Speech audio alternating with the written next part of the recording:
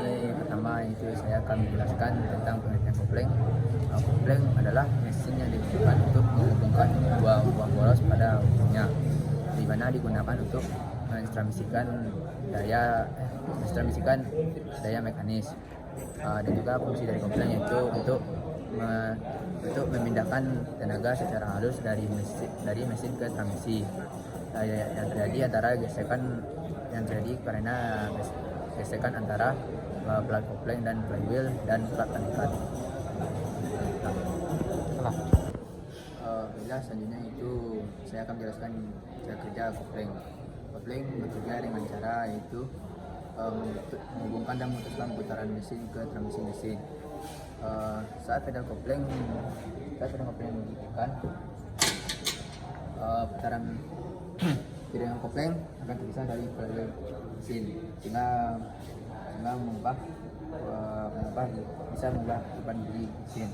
Dan saat pedal kopling diletakkan secara bertahap, maka pedal kopling kembali menentang putaran mesin ke transmisi kendaraan sehingga memungkinkan kendaraan bergerak. Dan setelah itu kopling bisa membuat pengemudi untuk mengatur perubahan posisi gigi dan bisa membuat kendaraan berhenti tanpa mematikan mesin. Mungkin sekian penjelasan tentang kerja kopling. Baiklah, di sini saya akan menyampaikan nama komponen dan fungsi kopling. Plat disk berfungsi untuk menerima putaran dari mesin dan diteruskan ke transmisi. Pressure plat berfungsi menekan clutch plat dan meneruskan tekanan dari friction plat kampas kopling. Dengan begitu kampas kopling pun terimpit roda. Diafragma spring berfungsi untuk mengontrol tekanan aliran volume fluida dalam sebuah sistem katup, regulator, dan alat lainnya. Baiklah, dan selanjutnya akan disampaikan oleh teman saya. Di sini saya akan melanjutkan materi dari kawan saya, yaitu komponen kopling dan fungsinya.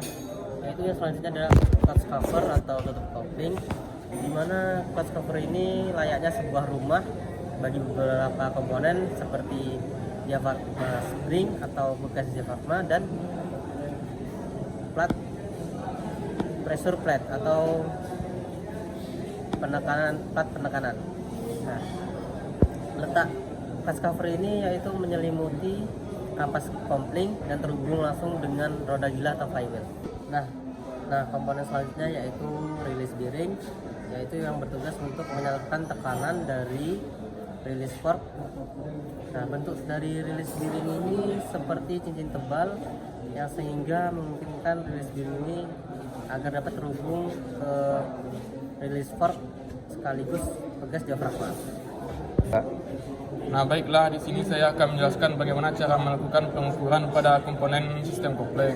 Nah, sebelum melakukan pengukuran pada sistem kopling, sebelumnya perkenalkan nama saya Hamdi Ihsan dengan NIM 22073033. Nah, di sini saya akan menjelaskan caranya. Yang pertama itu yang harus kita siapkan adalah job sheet. Nah, dalam job sheet ini ada beberapa alat dan bahan yang akan kita gunakan. Yang pertama yaitu kopling seperti yang ada di atas meja kerja.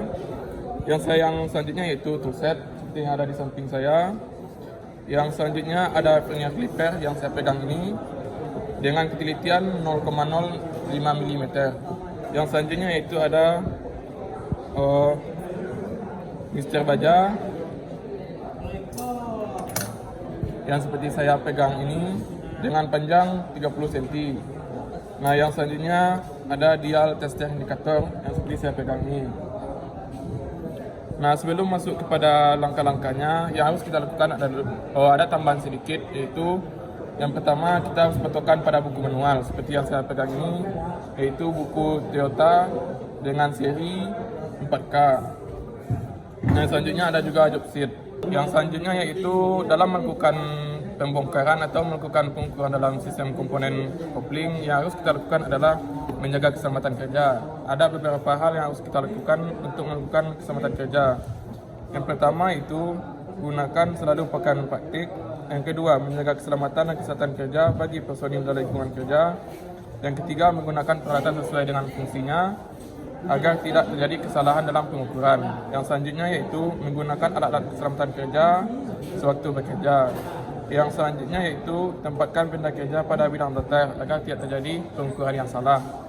Yang kelima, beri tanda pelang poros, propeller dan diferensial.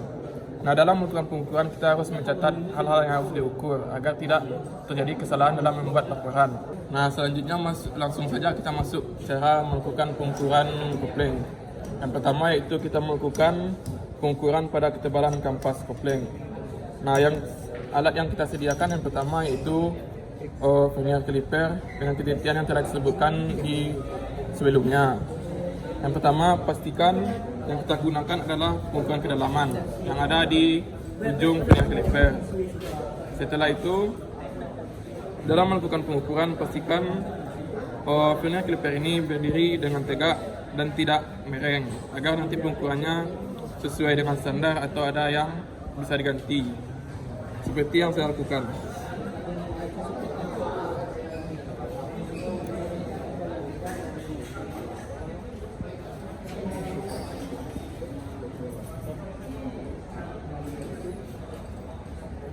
Nah, setelah saya melakukan pengukuran tadi, langsung kita kunci vernier calipernya agar tidak bergeser pengukurannya. Nah, setelah diukur, kita membaca pengukurannya dan ditulis di laporan. Nah, dalam pengukuran ketebalan tersebut, yaitu ketebalan dari kampas kopling, menurut standarnya ada minimum yaitu 0,3 mm atau 0,0012 inci. Nah, sedangkan yang ada pada pengukuran kita yang telah kita lakukan tadi, yaitu sekitar 1,6. Berarti ini masih bisa digunakan untuk sementara waktu. Nah, setelah selesai melakukan ketebalan pada kampas kopling tadi, yang selanjutnya kita lakukan adalah satu lagi, jangan lupa nanti pengukurannya dicatat di buku laporan agar membuat laporannya tidak susah. Nah, yang selanjutnya yaitu mengukur kerataan pada plat penekan yang ada di kopling. Nah, langkah yang harus kita lakukan itu menyiapkan bahannya, yaitu ada plat penekan dan ada juga mistar. Nah, dalam melakukan kerataannya, pastikan posisi mistar berdiri lurus, tidak miring dan juga tidak oleng.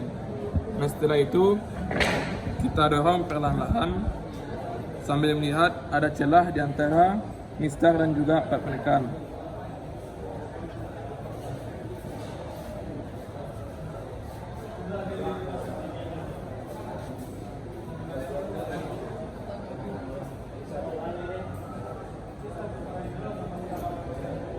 Nah, setelah selesai melakukan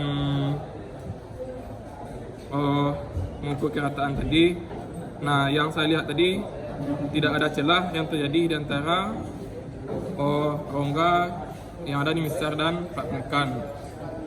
Nah, berarti di situ tidak ada terjadi kerusakan pada plat penekan dan masih bisa digunakan dalam Nah, yang selanjutnya kita lakukan yaitu mengukur pegas diafragma dari kausan. Nah, cara melakukan pengukuran tersebut kita harus mengetahui limit-limitnya dalam pengukuran. Itu ada dua, kedalaman dan lebar. Nah, menurut buku standar yang telah kita sebutkan tadi, kalau kedalamannya yaitu 0,6 mm dan juga lebarnya itu 5,0 mm. Nah, alat yang digunakan itu seperti sebelumnya, yaitu vernier caliper. Nah, untuk mengukur kedalamannya kita gunakan yang ada di ujungnya ini. Nah, selanjutnya kita harus mengukurnya. Tapi sebelum mengukurnya, yang di sini saya lihat kita tidak memiliki kedalaman. Berarti di sini apanya masih normal, pegasnya masih normal. Berarti tidak usah kita ukur. Nah, selanjutnya itu lebar. Nah, lebarnya bisa kita lihat dari jejak-jejak yang ada pada pegasnya.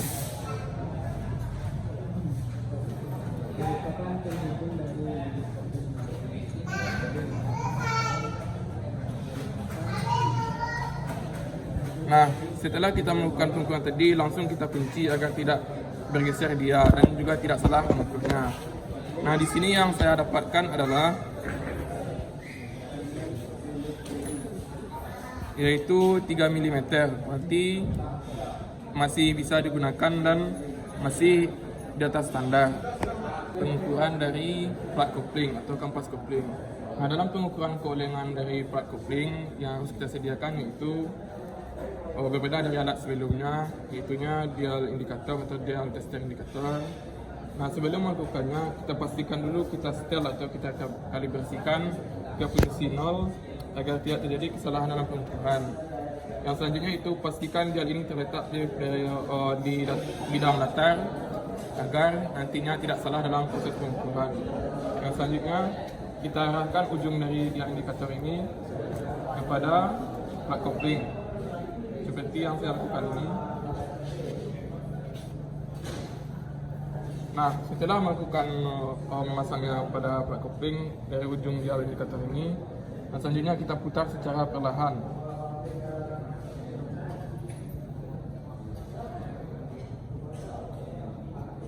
Dalam melakukan pemutaran ini kita harus lakukan perlahan agar nanti bisa kita lihat secara teliti dan juga kita bisa melihat akuratnya dengan baik.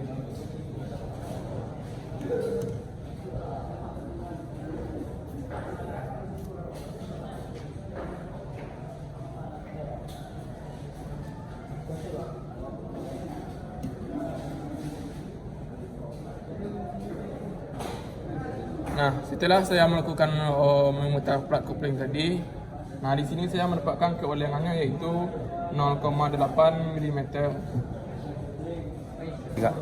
Nah, hal yang penting dalam pengukuran plat kopling yaitu pengukuran keolengannya, kita harus juga memperhatikan yaitu standar yang ada pada buku manual.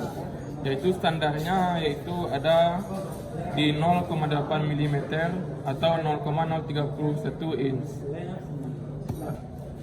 Nah, hanya itu saja yang dapat saya lakukan dalam proses pengukuran komponen kopling tadi. Nah, hal yang saya perhatikan yaitu budayakan dan juga patokan dalam pengukuran itu harus kita lakukan dengan buku manual agar tidak terjadi kesalahan. Sekian, terima kasih. Kalau ada kesalahan saya mohon maaf. Assalamualaikum warahmatullahi wabarakatuh.